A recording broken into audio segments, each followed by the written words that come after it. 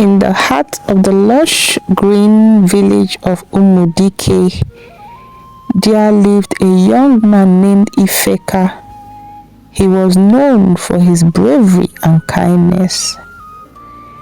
Ifeka was the pride of his family and the village. His mother, Nneka, was a strong-willed woman who had high hopes for her son. She wanted him to marry a woman from a respected family, someone who would bring honor to their lineage. One day, Ifeka met a beautiful young woman named Adanna. She was an orphan who had been taken in by an elderly woman in the neighboring village of Umuago. Adanna was kind-hearted and hardworking, but she was often looked down upon because of her unknown origins.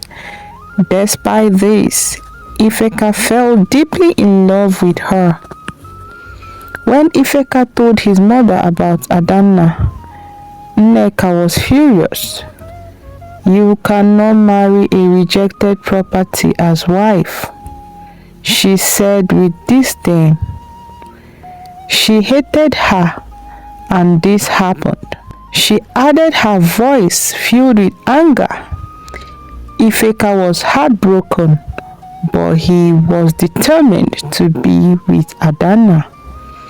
Ifeka decided to visit the village elders to seek their counsel. The elders were wise and respected, and their words carried great weight. Ifeka explained his love for Adanna and asked for their blessing. The elders listened carefully and then spoke. "Ifeka, love is a powerful force. It can overcome many obstacles, but you must be prepared for the challenges that lie ahead." Encouraged by the elders' words, Ifeka decided to fight for his love. He knew it would not be easy, but he was willing to face any challenge for Adanna. He returned home and told his mother of his decision. Nneka was livid. "Ifeka, you are making a grave mistake. That girl will bring nothing but shame to our family," she warned. Despite his mother's objections, Ifeka continued to see Adanna. They would meet secretly by the river bank, where they would talk and dream about their future together. Adanna was worried about the trouble she was causing Ifeka, but he reassured her. "We will be together no matter what," he promised. One evening, as Ifeka and Adanna sat by the river, they heard a rustling in the bush. Suddenly, a group of marksmen appeared. They grabbed Adanna and dragged her away. Ifeka fought bravely, but he was outnumbered. He watched helplessly as the men disappeared into the forest with Adanna. Ifeka was devastated. He ran back to the village and gathered a group of young men to help him search for Adanna. They scoured the forest for days, but there was no sign of her. Ifeka refused to give up. He knew that Adanna was out there somewhere and he was determined to find her. Meanwhile, Adanna was taken to a hidden cave deep in the forest. The marksmen were part of a notorious gang that had been terrorizing the villages. They planned to use Adanna as leverage to demand a ransom from the villagers. Adanna was frightened, but she remained strong. She knew that Ifeka would come for her. Back in Umudike, Ifeka's mother was filled with guilt. She realized that her hatred for Adanna had led to this terrible situation. She went to the village elders and confessed her role in the kidnapping. The elders were shocked, but they knew that they had to act quickly to save Adana. The elders called a meeting of all villagers. They explained the situation and asked for volunteers to join the search of Adana. The villagers were outraged by the kidnapping and vowed to help. They formed a large search party and set out into the forest. Ifeka led the search party with determination. They followed the clues left by the gang and finally found the hidden cave. Ifeka and the villagers fought bravely against the gang, and after a fierce battle, they rescued Adana. Ifeka held her tightly, relieved that she was safe. The villagers returned to Umudike with Adana. They celebrated their victory and praised Ifeka for his bravery. Nneka, filled with remorse, apologized to Adana. "I was wrong to judge you. You have shown great courage and strength," she said. Adana forgave her, and the two women embraced. Ifeka and Adana's love had triumphed over all obstacles. They were married in a grand ceremony with the blessings of the village elders and the support of the entire community. Their story became a legend in Umudike, a tale of love, bravery, and the power of forgiveness. But their journey was far from over. There were still many challenges ahead, and Ifeka and Adana would need to face them together. They had learned that love was not just about being together, but about supporting and respecting each other. And with that lesson, they were ready to face whatever came their way. As the days turned into weeks, Ifeka and Adana settled into their new life together.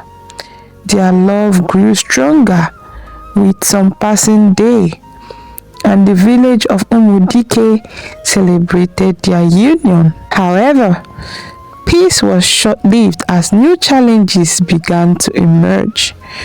One evening, as the sun dipped below the horizon, a mysterious stranger arrived in the village.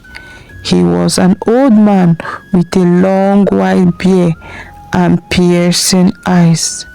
He introduced himself as Golibe, a wandering storyteller and healer. The villagers welcomed him warmly, eager to hear his tales and benefit from his wisdom. Golibe's stories were captivating, filled with magic and adventure, but there was something unsettling about him. He seemed to know too much about the villagers' lives, and his eyes often lingered on Adana. Ifeka noticed this and felt a growing unease. One night, Golibe approached Ifeka and Adana as they sat by the fire. "I have a story to tell you," he said, his voice low and mysterious. "It is a tale of a powerful amulet that can grant its wearer immense strength and protection, but it is hidden deep within the forbidden forest, guarded by ancient spirits." Ifeka and Adana listened intently, intrigued by the tale. Golibe continued, "Many have tried to find the amulet, but none have returned. It is said that only those with pure hearts and unwavering courage can retrieve it." The next morning, Ifeka woke up with a sense of determination. He decided to embark on a quest to find the amulet, believing he could protect Adana and their village from any future threats. Adana was worried but supported his decision. "Be careful, Ifeka. The hidden forest is dangerous," she warned. Ifeka gathered a small group of trusted friends and set out on the journey. They traveled for days, facing numerous challenges along the way. The forest was dark and airy, filled with strange sounds and shadows, filled with strange sounds and shadows that seemed to move on their own. One night, as they camped by a river, Ifeka had a strange dream. He saw a beautiful woman dressed in white standing by the riverbank. She spoke to him in a soft, melodic voice. Ifeka, you must be conscious. The amulet is powerful, but it comes with a great price. Only those who are truly worthy can wield its power. Ifeka woke up with a start, her words echoing in his mind. He shared the dream with his friends and they agreed to proceed with caution. As they ventured deeper in the forest, they encountered a series of trials designed to test their courage and resolve. The first trial was a raging river that seemed impossible to cross. Ifeka remembered the woman from his dream and decided to trust his instincts. He led his friends across the river using fallen logs and vines to create a makeshift bridge. They crossed safely, their spirits lifted by their success. The second trial was a labyrinth of thorny bushes. That seemed to have no end.